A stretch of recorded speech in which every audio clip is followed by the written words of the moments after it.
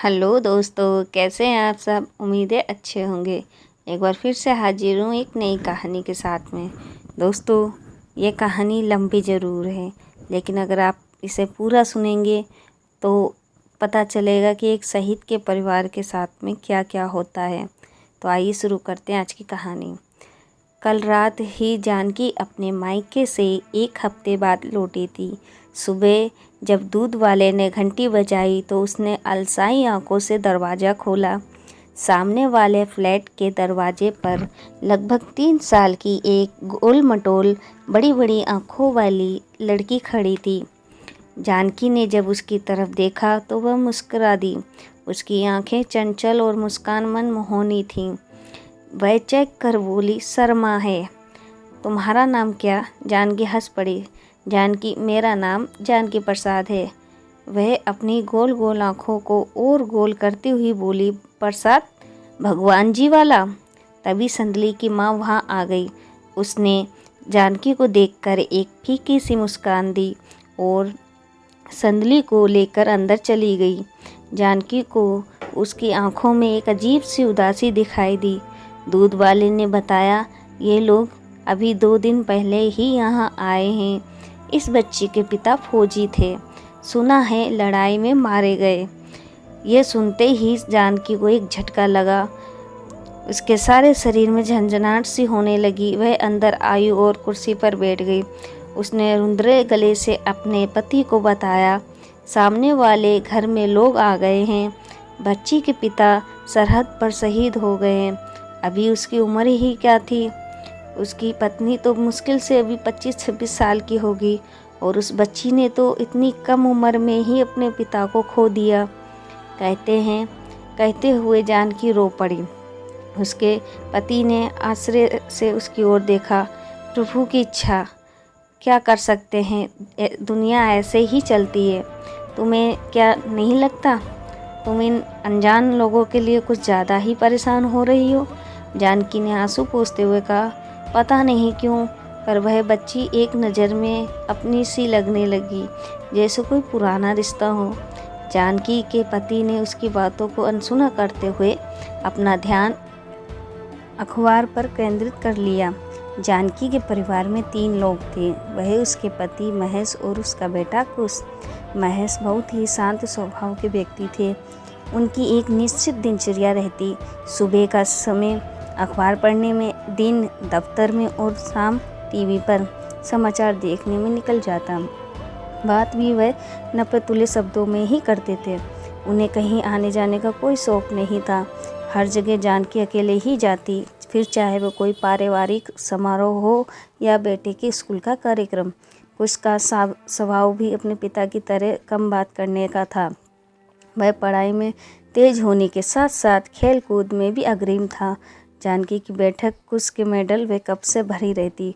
रोज़ शाम को कुश के पिता उससे दिन भर की पढ़ाई का पूरा ब्यौरा लेते और हर छुट्टी के दिन उसे पढ़ाते। जानकी को इस घर में रहते 5 साल हो गए थे। वह इस सोसाइटी में आने वाली पहली चंद लोगों में से एक थी।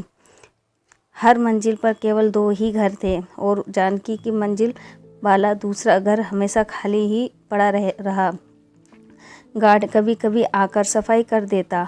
जानकी के पूछने पर उसने बताया, यह घर किसी फौजी ने खरीदा है, पर वह ड्यूटी पर कहीं और रहते हैं।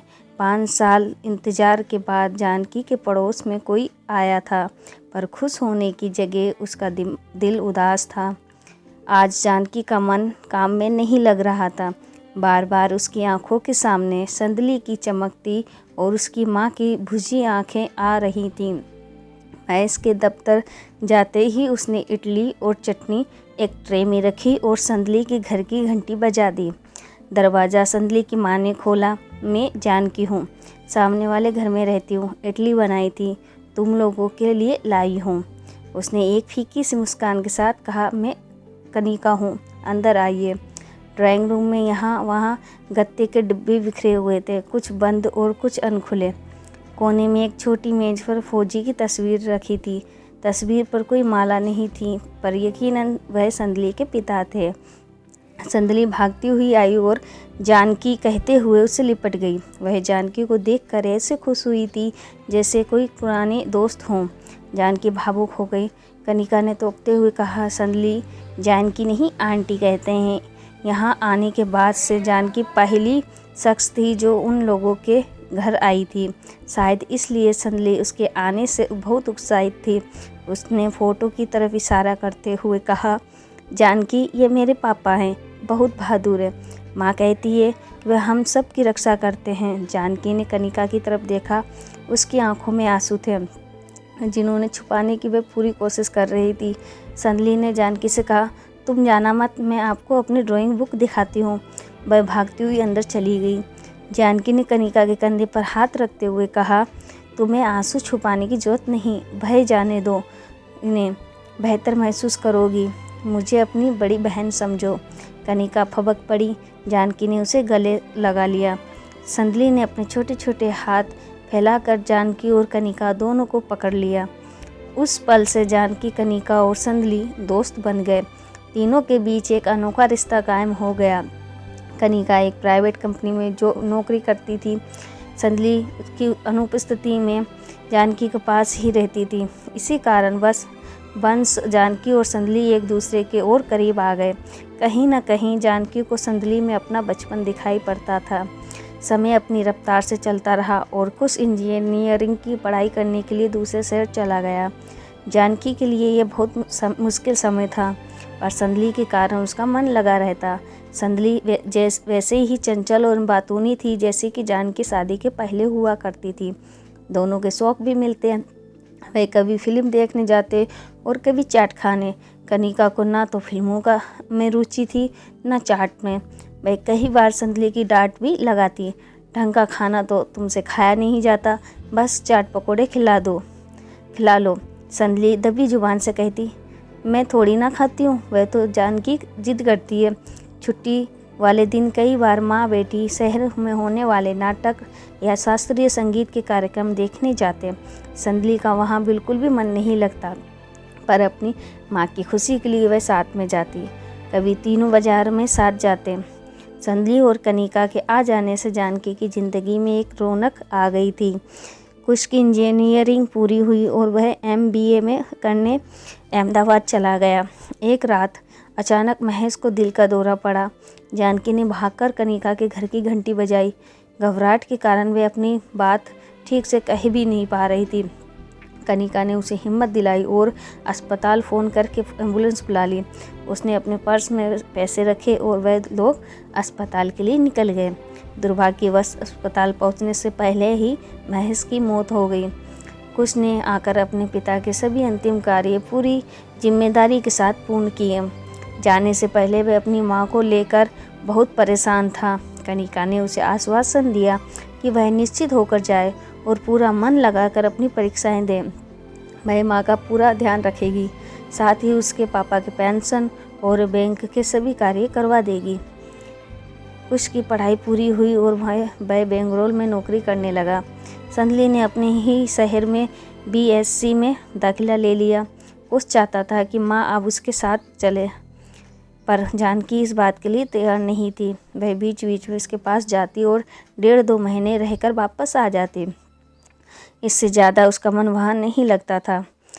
संदली हर बार उससे लड़ाई करती। जानकी, तुमने कहा था तुम 1 महीने में आ जाओगे, बस बेटे से ही प्यार है, बेटी को भूल गई। जानकी उसे मानती, जानती उसे मनाती। वह अकेला है ना, और तेरे पास तो कनिका है। वह झट से जवाब देती, अरे माँ तो बहुत बोरिंग है, सारा दिन काम करती है और रात को अपना चश्मा लगाकर किताब पढ़ती है। बात भी कितना कम करती है, बस डांटती रहती है। संदली ये नहीं किया, संदली वह नहीं किया, संदली ये क्यों किया, संदली वह क्यों नहीं किया। जानकी उसकी बातें सुनकर हंसती। संदली अचानक ही गंभीर हो जाती है और आंख चमकाकर कहती है, पर वह दुनिया की सबसे अच्छी माँ है, सबसे अच्छी। मैं उसे बहुत प्यार करती हूँ। संदली की BSc पूरी हुई और उसने MSc में दाखिला ले लिया। इधर कुश को भी नौकरी करते 3 साल हो गए थे। जानकी चाहती थी कि वह अब उसकी शादी करके अपनी जिम्मेदारी पूरी कर दे। इसकी प्रबल इच्छा थी कि वे संदली को अपने घर की बहू बनाए।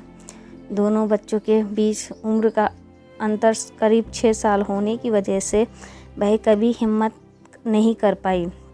उसे यह भी लगता था कि कुश अपने पिता की तरह बहुत ही शांत स्वभाव का है और संदली चंचल और बातूनी। ऐसे में यह मेल उचित भी होगा या नहीं। इस बार जब वह कुश के पास गई तो उसने स्पष्ट शब्दों में उससे कहा, मैं तुम्हारी शादी करने का विचार कर बना रही हूँ। यदि तुमको कोई लड़की पसंद है तो अभी बता दो, नहीं तो मैं ढूंढना शुरू करूँ। बाद में मत कहना कि पूछा नहीं। उसने गंभीर होते हुए कहा, संदली।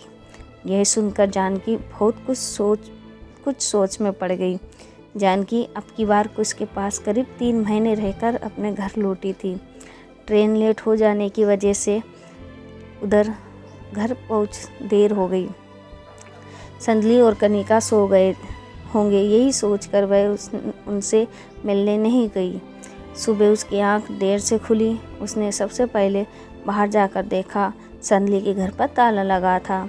संदली कॉलेज व कनिका दफ्तर के लिए निकल गए होंगे, यही सोचकर वह घर के कामों में व्यस्त हो गई। शाम को जब वह सोकर उठी तो उसने एक बार फिर संदली के घर पर नज़र डाली। ताला अब भी लगा था। अब तक तो संदली कॉलेज से वापस भी आ गई होगी, यह सोचकर उसे कुछ फिक्र होने लगी। उसने अंदर जाकर चाय पी और सोसाइटी के पार्क में टहलने के लिए निकल गई। पार्क पहुंचकर जानकी ने देखा, दूर बेंच पर संदली गुमसुम बैठी थी। उसे कुछ अजीब लगा कि संदली कॉलेज से वापस आकर भी मुझसे मिलने नहीं आई।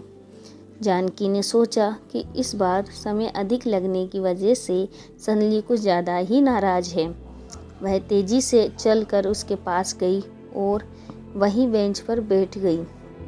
उसने संदली की तरफ प्यार से देखते हुए कहा, नाराज़ हो? अब की बार बहुत समय लग गया है ना?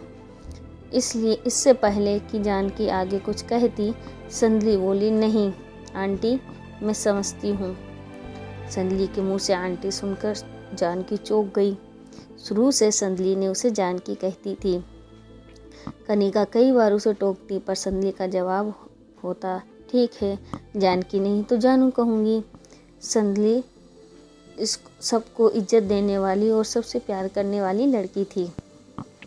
काम वाली बाई को मौसी और सोसाइटी के गार्ड को गार्ड भैया कहकर बुलाती, पर जानकी के साथ उसका एक अलग ही रिश्ता था।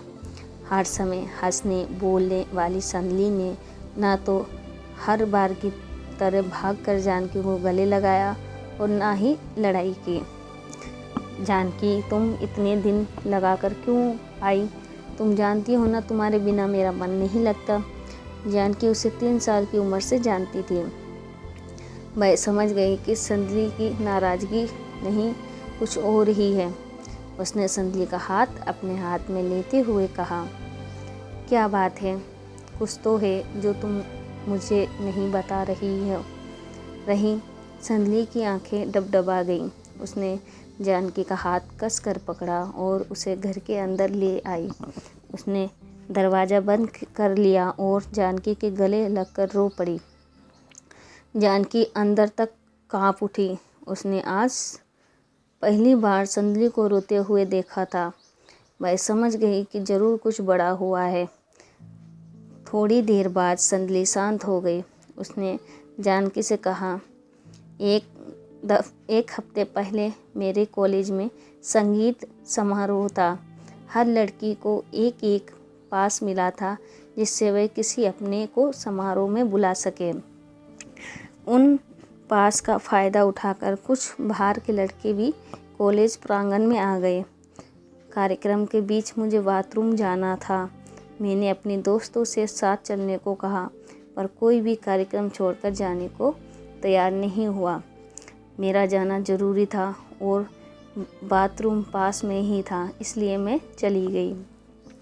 जब मैं महिला प्रसाधन में पहुंची तो 2-3 लड़के वहां खड़े शराब पी रहे थे। मैं उन्हें देखकर वापस जाने लगी। उनमें से एक लड़के ने कहा, हम जा ही रहे हैं। उनके जाने के बाद मैं बाथरूम चली गई। जब मैं बाहर निकली तो उसमें से एक लड़का बाथरूम का मुख्य दरवाज़ा बंद करके उसके बाहर सहारे खड़ा था। मैं उसे देखकर घबरा गई। मैंने उसे हटने को कहा तो उसने मुझे पकड़ लिया और फिर मेरे साथ ज़बरदस्ती कर जल्दी संदली ज़ोर ज़ोर से रोने लगी। रोते हुए वह कह रही थी, मैं मदद के लिए चिल्ला रही थी, पर संगीत की आवाज़ बहुत तेज़ होने की वजह से किसी को भी मेरी चीखें सुनाई नहीं पड़ी। संदली जानकी की गोद में सर रखकर न जाने कब तक रोती रही। कनिका ने लौटकर जानकी को बताया, हमने पुलिस में रिपोर्ट तो उसी दिन लिखवा दी थी, पर अभी तक कुछ हुआ नहीं है। कॉलेज की प्रधानाचार्य पुलिस के साथ सहयोग नहीं कर रही है। मैं कई बार थाने और कॉलेज के चक्कर लगा चुकी हूँ। प्रधानाचार्य मुझसे मिलने को तैयार ही नहीं है। आज सुबह भी मैं वहीं जाने के लिए जल्दी निकल गई थी। आप सो रही थी इसलिए जगाया नहीं। जानकी ने उन दोनों से कहा, तुम लोग चिंता मत करो, मैं तुम लोगों के साथ हूँ। यह लड़ाई मिलकर लड़ेंगे। अगले दिन सुबह जानकी अपने चचेरी बहन के घर गई। उसके पति पुलिस विभाग में उच्च पद पर थे। उनसे मिलकर जानकी ने उनकी मदद मांगी। जानकी ने उनसे कहा, आपको मेरी मदद करनी ही होगी। संदली मेरी पड़ोसी नहीं, मेरी बेटी है। जितनी देर वह अपनी माँ के साथ रहती थी उससे कहीं ज़्यादा वह मेरे साथ रहती है। पुलिस के काम में तेज़ी आई। उन्होंने प्रधानाचार्य पर दबाव डाला और जल्द ही अपराधी पकड़ा गया। जानकी ने अपने बहनोई की मदद से शहर के एक नामी वकील का इंतज़ाम कर लिया। उसने संदली और कनिका का हर तरीके से साथ दिया। वकील से मिलना हो या कोर्ट की तारीख, जानकी हमेशा उन लोगों के साथ होती और उनका हौसला बढ़ाती। जानकी का काम अभी ख़त्म नहीं हुआ था। उसने संदली को अपनी पूरी पढ़ाई करने को कहा। संदली ने यह कहकर मना कर दिया, मुझे उस कॉलेज में दोबारा जाने की हिम्मत नहीं है। जानकी ने उसे समझाया, संदली तुम एक बहादुर सैनिक की बेटी हो जिसने सरहद पर अपने देश के लिए जान दी है।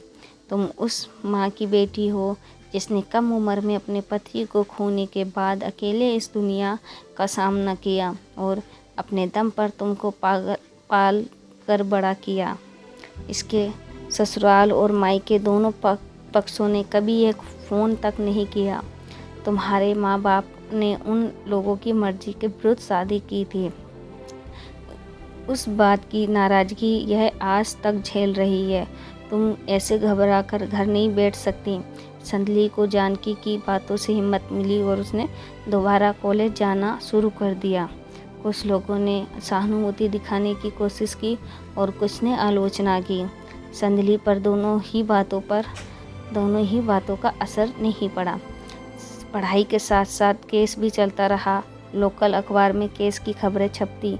सड़क चलते लोग भद्दे ताने कसते, पर वह उन्हें अनसुना कर देती। अब माँ बाप और जानकी उसकी ताकत थे। MSc की परीक्षाएं पूरी होते ही संदली ने PhD में दाखिले के लिए फॉर्म भर दिया। संदली को PhD में दाखिला मिल गया। बहुत दिनों बाद कोई अच्छी खबर आई थी। संदली ने खुश होकर कनिका और जानकी को गले लगा लिया। सभी की आंखों में खुशी के आंसू थे। संदली अब तक अपने साथ हुए उस हादसे से काफ़ी हद तक बाहर आ गई थी। जानकी ने मौका देखकर कनिका से संदली का हाथ मांग लिया। इस खुशी के मौके पर मैं तुमसे कुछ मांगना चाहती हूँ। तुम मना करने की पूरी आज़ादी है। मैं संदली को अपने घर की बहू बनाना चाहती हूँ, यदि तुम दोनों कुछ को इस रूप में स्वीकार करो। दोनों ने एक साथ कहा, यह नहीं हो सकता। आप सब कुछ जानती हैं, कुछ कभी भी इस बात को स्वीकार नहीं करेगा। जानकी ने उन दोनों को पूरी बात बता दी कि वह क्यों आज तक चाहकर भी उन दोनों से यह कहने की हिम्मत नहीं कर पाया। उसने कहा कि उसने अब की बार मुझसे संधि के लिए कहा था, पर जब मैं यहाँ आई तो सभी लोग किसी और उलझन में उलझ गए थे। अब सब ठीक है तो मैं हिम्मत करके कह रही हूँ। इस हादसे के बाद अलावा कोई और कारण है तो तुम लोगों को मना करने का पूरा हक है। संधली ने गंभीर होते हुए कहा, जानकी उसने मुझसे इस हादसे से पहले कहा था। अब सब कुछ बदल गया है। जानकी ने प्यार से उसके बालों में हाथ फेरते हुए कहा, संधली कुछ सब जानते हुए भी रोज़ मुझसे पूछता है कि आपने उन लोगों से बात की। यदि तुम लोगों को यह प्रस्ताव स्वीकार है तो कुछ और मत सोचो और मैं कुछ तुम्हें पूरे मन से अपने घर की बहू बनाएंगे। संधली और कनिका बहुत देर तक अपने तर्क देते रहे और जानकी अपने। आखिर में जीत जानकी की हुई। संधली जानकी के घर की बहू बनी। कोर्ट में केस और कॉलेज में रिसर्च दोनों साथ साथ चलते रहे। जानकी और कुछ दोनों ने संधली का साथ दिया। घटना के 6 साल बाद संधली को न्याय मिला और साथ ही डॉक्टरेट की डिग्री भी। अब वह संधली शर्मा से डॉक्टर संधली प्रसाद हो गई थी। प्रसाद भगवान जी वाला। पर उसके लिए आज भी जानकी ही थी। दोनों का एक अनोखा अटूट रिश्ता। दोस्तों, आपको कहानी अच्छी लगी तो लाइक करें।